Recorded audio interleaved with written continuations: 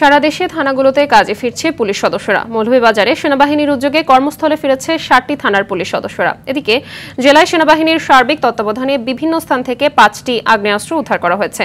জেলার এম সাইফুর রহমান স্টেডিয়ামে সংবাদ সম্মেলনে সেনাবাহিনী জানায়, পুলিশ সদস্যরা আসতে শুরু করেছে। খুব দ্রুতই তারা জনগণের সেবায় নিয়োজিত হবে। নড়াইল সদর থানা পরিদর্শন করেছেন যশোর ক্যান্টনমেন্টের GOC major general Mohammad Mahbubur Rahman. এ সময় তিনি কর্মবিরতিতে থাকা পুলিশ সদস্যদের আইন শৃঙ্খলা পরিস্থিতি স্বাভাবিক রাখতে তাদের কাজে যোগদানের আহ্বান জানান। সীমান্তবর্তী উপজেলা হওয়ায় দিনাজপুরের হাকিমপুরের থানায় সেনাবাহিনীর পরিবর্তে বিজিবি মোতায়েন করা হয়েছে।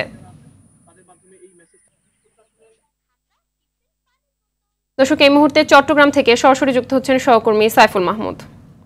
সাইফুল, পুলিশ থানায় কার্যক্রম শুরু করায় সাধারণ মানুষ আসলে কি বলছে এই মুহূর্তে জানাবেন। যে মাহবুবা আসলে যেমনটি বলেছেন, চট্টগ্রামের সিএমপির মধ্যে চট্টগ্রাম সিটি কর্পোরেশনের মধ্যে 16টি থানা রয়েছে এবং উপজেলাগুলোতে 17টি থানা রয়েছে। টোটাল জেলা উপজেলায় মিলে 33টি থানা রয়েছে। এই 33টি থানার মধ্যে উপজেলায় যে 17টি থানা রয়েছে সেগুলির কার্যক্রম আগেই শুরু হয়েছে, যেহেতু ওইখানে কোনো ধরনের সমস্যা হয়নি। আর সিএমপির থানাগুলোর মধ্যে গতকালকে 11টি থানার গতকালকে টোটাল 15টি থানার কার্যক্রম উদ্বোধন হয়েছে। আজকে একটি থানার কার্যক্রম উদ্বোধন হচ্ছে এবং সাধারণ মানুষ যারা আছে তারা কিন্তু এই বিষয়টিকে খুবই বাহবা দিয়েছেন। তারা জানিয়েছেন আসলে পুলিশ যেহেতু সেবা দেওয়ার জন্য তারা জনগণের অপেক্ষা করছেন, সেই জন্য জনগণ চাচ্ছে আসলে সেবা নেওয়ার জন্য। কিন্তু এই মুহূর্তে কিন্তু যারা পুলিশ যোগদান করেছেন তারা কিন্তু সবাই সাদা পোশাকে যোগদান করেছেন, কেউ কিন্তু পোশাক পরেনি।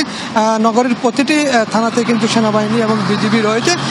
বিজিবি এবং সেনাবাহিনীর সহায়তায় প্রতিটি থানা কিন্তু খুলে দেওয়া হয়েছে এবং যারা সাধারণ সেবা প্রার্থী আছে তারা কিন্তু অনেকেই যাচ্ছেন এবং অনেকেই কিন্তু পুলিশ সদস্যদের সাথে কথা বলতেছেন। পুলিশ সদস্যরা কিন্তু তাদের বক্তব্যগুলো শুনছেন এবং লিখে নিচ্ছেন। যেহেতু কম্পিউটার নাই সেজন্য লেখার কোনো সুযোগ পাচ্ছে না, সেই জন্য সাদা কাগজে লিখে নিচ্ছেন সেবা প্রার্থীদের যেই কার্যক্রমগুলো আছে, বিভিন্ন সমস্যাগুলো আছে সেগুলো।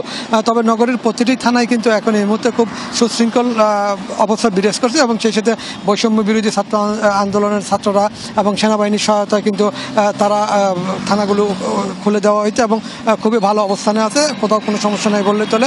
তবে আমরা সিএমপির কমিশনারের সাথে কথা বললাম, তিনি জানিয়েছেন আজ বিকাল 6টায় যে একটি থানা আছে পতেঙ্গা, সেই থানাও খুলে দেওয়া হবে এবং সেখানের কার্যক্রমগুলো খুলে দেওয়া হবে এবং সেই কার্যক্রমগুলি খুলে দেওয়ার জন্য ইতিমধ্যে তারা প্রস্তুতি নিয়ে রেখেছেন। হয়তো কিছুক্ষণের মধ্যে সেই থানার কার্যক্রম তারা উন্মুক্ত করে দেবেন। যারা সেবা প্রার্থী আছে তারা জানিয়েছেন আসলে খুবই ভালো লাগতেছে যেহেতু প্রতিটি থানার খোলা হয়েছে এবং সেবা দেওয়ার জন্য। এই ছিল মাহবুবা আমার কাছে সর্বশেষ সংবাদ থানা নিয়ে। জি, ধন্যবাদ আপনাকে।